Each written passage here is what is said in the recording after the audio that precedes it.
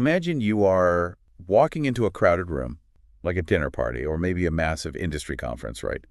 And someone hands you one of those sticky paper name tags. Oh, the ones with "Hello, my name is." Exactly those. But instead of writing your name, you are handed a marker and you're asked to write down your fundamental value. Just your value, not your job title, not your recent promotion or, your salary, just your value, completely stripped of all those external associations. I mean, most people holding that marker wouldn't just feel terrified. They would probably feel profoundly confused because the cognitive gears would just grind to a halt. We simply don't have a vocabulary for that blank white space. We really don't. We are entirely conditioned to fill that space with our output. We desperately want things to be, measurable. Right. You are a senior developer or a marketing director or a consultant. Exactly. It's a clean metric. It categorizes us nicely in the room. But stepping into the realm of internal identity renders that neat categorization system completely useless. You are suddenly looking at a landscape of self-worth that isn't supported by The scaffolding of a resume. Exactly. It's a very vulnerable place to stand. It really is. Welcome to this deep dive. If you are tuning in, you are likely someone who spends their days constantly trying to filter out the noise of information overload. But today, our mission is entirely inward. We are going to deconstruct a single, profoundly dense paragraph. It's an excerpt from a teaching by Ron W Rathbun. And it centers on a practice called Kelee meditation. Yes, and let me tell you, this short text challenges the absolute foundation of how modern society values individuals. Okay, let's unpack this. Because Rathbun starts with a premise that sounds like, I don't know, a polite platitude. Yeah, on the surface. But he draws a hard line between someone liking you for who you are versus what you do. The teaching explicitly points out that if a person genuinely likes you for who you are, the what you do part becomes completely irrelevant. Right. They like you simply for your being, not because of your career, and crucially, not because of the associations that come with that career. It's like it isolates the core of human connection. Exactly, by stripping away the transactional layer we usually rely on so heavily. It is the ultimate antidote to the networking event trap. I mean, let's look at the mechanics of how we interact. When you meet someone new, what's the absolute first question out of almost everyone's mouth? What do you do? What do you do? Every single time. We use it as this rapid-fire social sorting mechanism. Consciously or not? Right. We are calculating where this new person fits into our hierarchy of utility. Like, are they in my field? Can they help me? Are they impressive? Exactly. We treat human beings like apps on a phone, just trying to figure out their primary function. I mean, isn't it just basic psychology to conflate our identity with our daily actions? If you are spending 60 hours a week analyzing data or managing a team, your brain is literally being wired by those actions. How can we possibly separate the who from the what when the what consumes our entire waking life? You are right that the brain naturally blurs the line for efficiency. I mean, it is cognitively easier to say I am an engineer than to parse out the nuanced underlying qualities of your consciousness. But the teaching argues that if a connection is predicated on that job title or the halo effect of your company, it isn't a connection to you. Then what is it? It is a connection to your avatar. It's a connection to the uniform you wear to the office. And uniforms can be taken off or taken away. That's true. If someone values you because you are a powerful executive with budget authority, what happens on the day the company downsizes and you lose that title? Right. Does the foundation of that relationship actually survive? Exactly. Rathbun is pointing out that conditional connections are incredibly fragile. To cultivate genuine external connections, you first have to understand the entity underneath the uniform. You have to know who that person actually is. Which brings up a rather daunting logistical problem. If I am not my job, and I am not my output, then how do I figure out what is left? We hear phrases like, find yourself constantly. It's slapped on motivational posters everywhere. Right. Used to sell wellness retreats. You're supposed to go stare at a beautiful landscape and suddenly have this spontaneous epiphany about your soul. But the source material completely rejects that passive approach. It does. It frames self-discovery as a rigorous, active requirement. The text specifically links the uncovering of your individuality to doing this particular practice. Which, in the context of this teaching, refers to Kelee meditation. Yes. It is not an intellectual concept to just sit and ponder. It is a mechanism to be utilized. And here's where it gets really interesting. Okay. Because the emphasis is heavily placed on the word doing. The text doesn't suggest thinking your way into an identity. It suggests an active practice. Mm-hmm. If we think about how we solve problems in the corporate world, we usually rely on our intellect. We analyze, we categorize, we strategize. But Rathbun implies that the intellect alone cannot uncover the who. And that is because the intellect is the very engine creating the external armor we just discussed. The analytical mind is incredibly skilled at generating associations. It rationalizes why we stay in environments that drain us, and it perfectly constructs the narrative that our worth is inextricably tied to our productivity. So it's basically building the trap. Exactly. You cannot use the tool that built the maze to find your way out of it. So how does the practice actually function, mechanically speaking?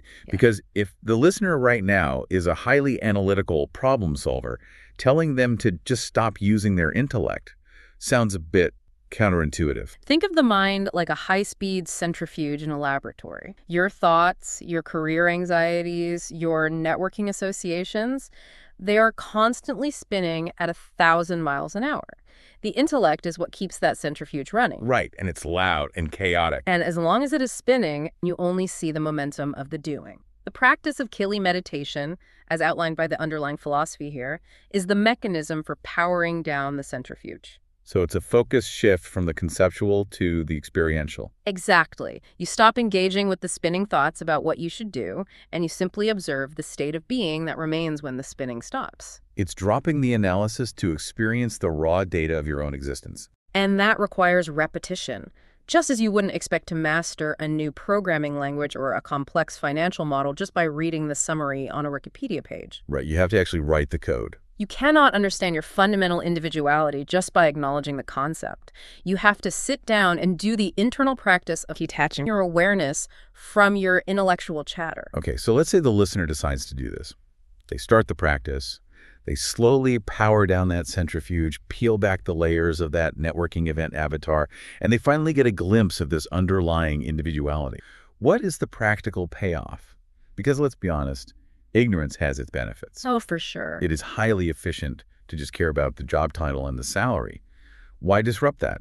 Well, Rathbun introduces a metric here that completely upends how modern culture evaluates a successful life. He really does. The excerpt pivots from defining the practice to outlining what is essentially a definitive rule for existence. The text reads, and I quote, "Because how you feel about yourself is what determines the quality of your life." So what does this all mean? Let's ground this in a real-world scenario that might sound familiar to you. Let's do it. Imagine you have optimized every single external variable. You hold the most glamorous, high-paying position imaginable. You are the lead innovator, the award-winning architect, the CEO. Exactly. On paper, your external output is a flawless 10 out of 10. But every morning when your alarm goes off, you feel a tightening in your chest. You look in the mirror and you feel hollow, perpetually anxious, or perhaps like complete fraud playing a role. According to the strict logic of this text, what is the actual quality of your life? According to this metric, the quality of your life in that scenario is, well, zero. Zero. The external output, no matter how spectacular, is entirely irrelevant to the core measurement. If we connect this to the bigger picture, you can see the magnitude of this paradigm shift. Society operates on a scoreboard that aggregates our external conditions. We are taught from a very young age to optimize our salary, our zip code, and the prestige of our titles to supposedly increase our quality of life. Right. Get the better title, get the happier life. But this single sentence from Rathbun neutralizes all of that worldly pressure by making the external completely subservient to the internal. It totally invalidates the scoreboard. It is basically saying that the user experience of your life is the only metric that actually exists. The text states it unequivocally, not so much what you do in this world, but how you feel about it doing whatever you do here. The internal state overrides the external reality. Always. You could be managing a multi-billion-dollar hedge fund and be completely miserable, or you could be organizing files in a back office and be profoundly at peace with who you are. And the teaching argues that the person in the back office with internal peace has a drastically superior quality of life. Absolutely.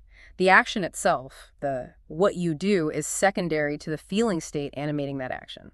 I find that deeply confronting. How so? Because it implies that we cannot buy, achieve, or promote our way out of internal discomfort. Mm-hmm. If the quality of my life is exclusively dictated by how I feel about myself, then the standard playbook is broken. Right? Working an extra 20 hours a week to get a bonus, buying a better car, moving to a nicer neighborhood. These are fundamentally useless strategies for improving my baseline quality of life if I haven't done the internal practice to understand my individuality first. Exactly. It forces a complete reallocation of resources. It really does. If you accept the premise, you realize that spending all your energy managing your external avatar while neglecting your internal state is a terrible investment. Such a bad investment. Which brings us to the culmination of the teaching, where Rathbun explains the ultimate stakes of adopting or ignoring this philosophy. He speaks about the simplicity of learning to just be comfortable with being yourself. Is being comfortable with yourself actually simple? Because if you look around, it seems to be the most difficult thing in the world for most people. That's a fair point.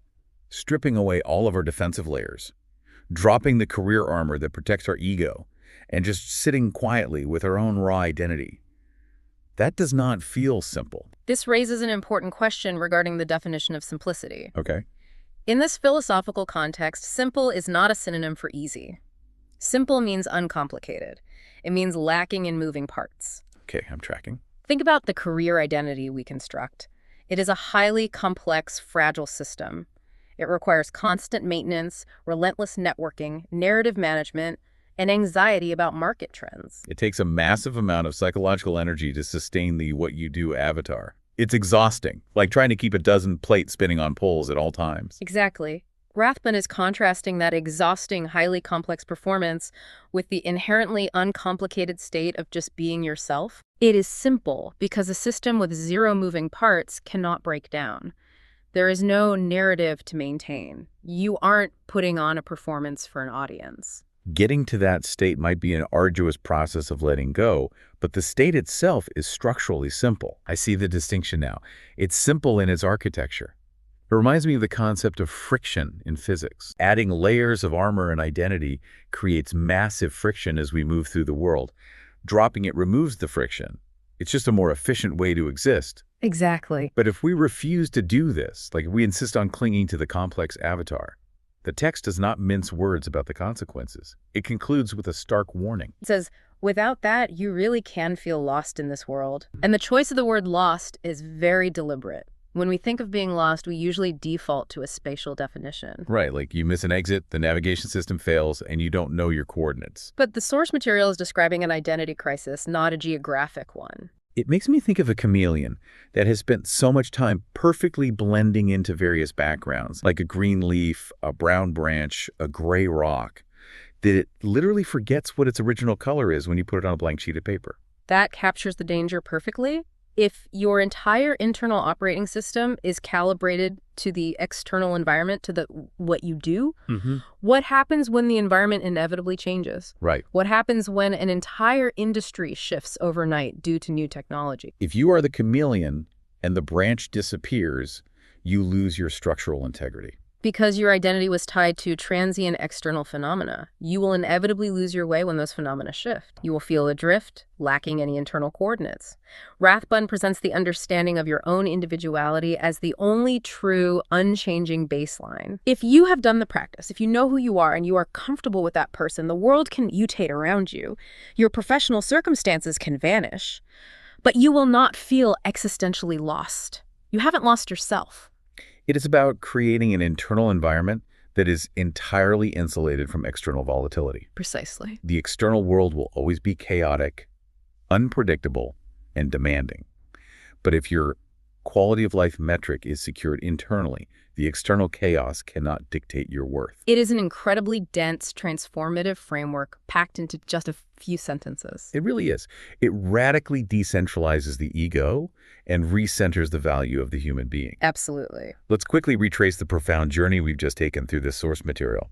We started by challenging the networking trap, realizing that genuine connection happens only when people value us for the who, entirely independent of the what. We then explored how accessing that core who isn't a passive daydream, but requires the active, dedicated effort of a practice to quiet the intellect and experience our underlying nature. And from there, we examined the text's profound shift in measuring a successful life.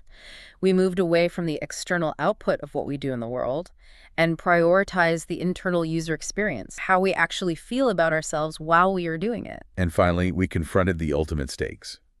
We unpacked the challenging simplicity of being comfortable with our own individuality, recognizing that it acts as the only reliable safeguard against feeling existentially lost in a constantly shifting landscape. Beautifully summarized. So, to you, listening to this deep dive right now, whether you are about to step into a high-stakes, highly technical board meeting, or you are commuting and gearing up for your daily routine, I want you to carry this text with you. Your ultimate value, the definitive quality of your life today, is not tied to the deliverables you are about to produce. It's not in the spreadsheets, it's not in the code, and it's not in the presentation deck. It is entirely determined by how you feel about the person sitting in that chair. And I want to leave you with a final thought that builds directly on the mechanisms we've unpacked today. If, as the text suggests, feeling lost comes from identifying too heavily with our external actions rather than our internal individuality, how much of our daily anxiety, our chronic stress, and our burnout is simply a symptom of forgetting who we are while we focus obsessively on managing what we are doing. Imagine stepping back into that crowded room we talked about at the very beginning. Imagine someone handing you that blank name tag again. But this time, instead of feeling confused or paralyzed because you aren't allowed to write down your job title, you just smile, leave the white space completely blank, and walk into the room perfectly comfortable with exactly who you are. I love that. Thank you for taking this deep dive with us today.